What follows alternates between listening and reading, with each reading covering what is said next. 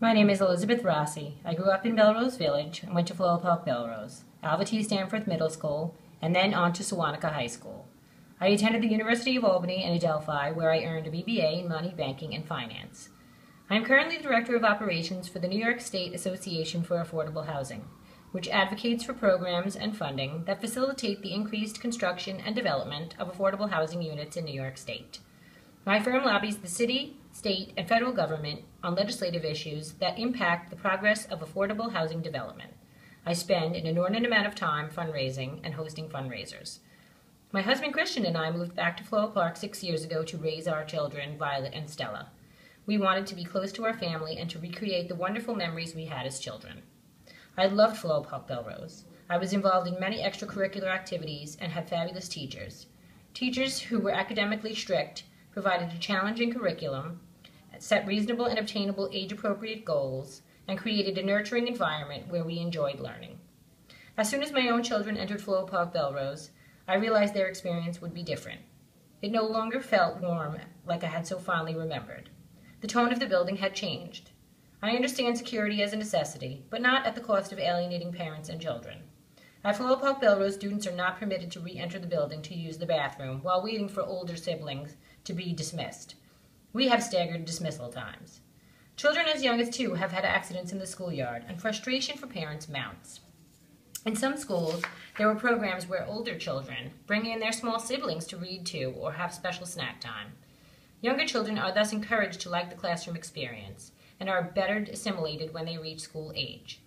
Other districts offer both full and half-day kindergarten options concurrently for those parents that need or want them. We live in a small town and need a community-based setting, one that is welcoming to families, seniors, and children alike, one like I had. When my older daughter entered first grade, I realized there were also differences in the curriculum that made me sad. These curricular changes, mandated by the state, but not fought by our district, were having an impact on students and teachers alike. The obsession with raising test scores and analyzing young children by collecting and collating data through benchmarks like STAR is spirit-breaking to me. It seems that as young as 4, our children are beginning their school experience with training for standardized testing. Kindergarten, and now even talk of pre-K, repeatedly STAR test while the social learning environment we remember, and I think we need, has turned into a program for college and career readiness. This type of learning is becoming the norm in many schools. The creativity of the classroom teacher is becoming scripted by the state, and administrators are going along for the ride. The one-size-fits-all type of classroom instruction and learning is robbing our children of an education that respects their individual needs. It remains unclear to me what the advantages exist are being taught ELA in the morning and math in the afternoon. At the same time, on the same day, with the same chapter, with the same book, and the same dittos. Teachers have a new evaluation system called APPR.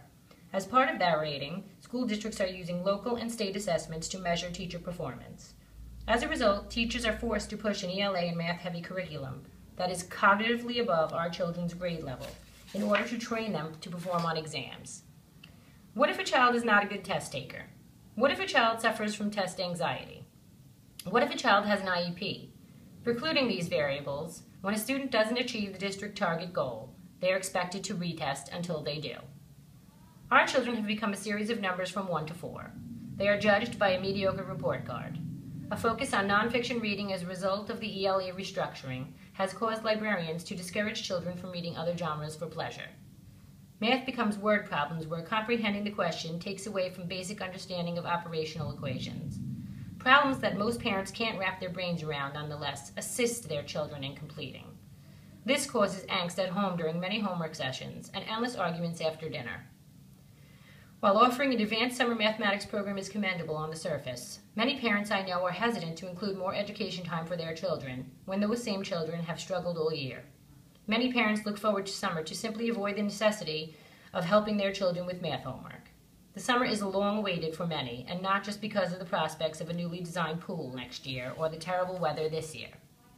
I spend most of my free time doing research on all the ill effects of excessive testing on especially young children in grades K through 2.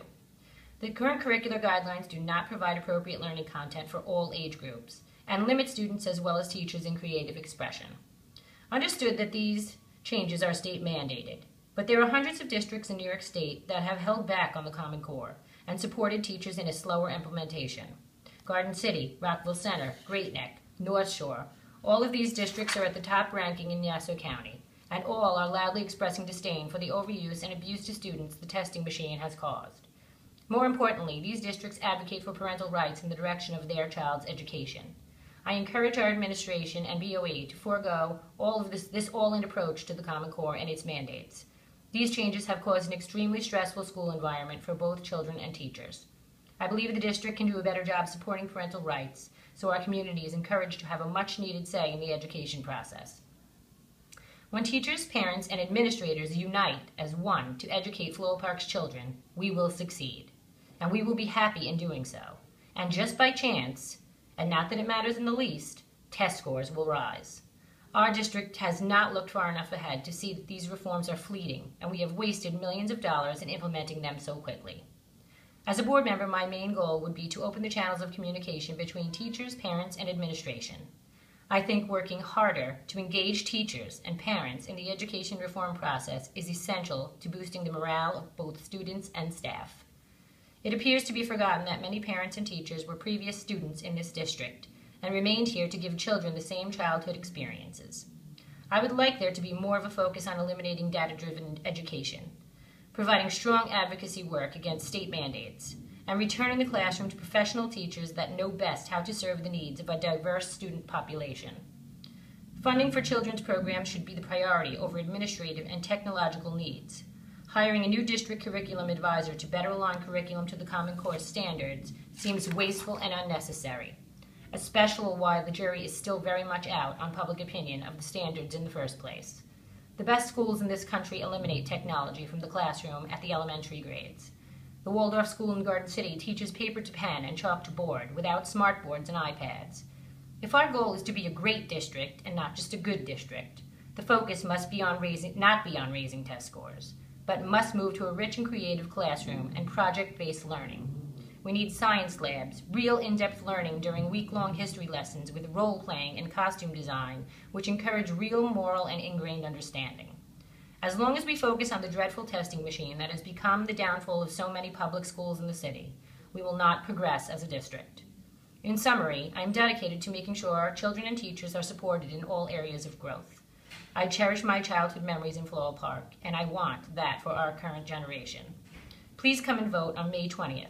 Together, teachers and parents can create an educational environment our children love, need, and deserve, one that will make them rich, creative, and beautiful people.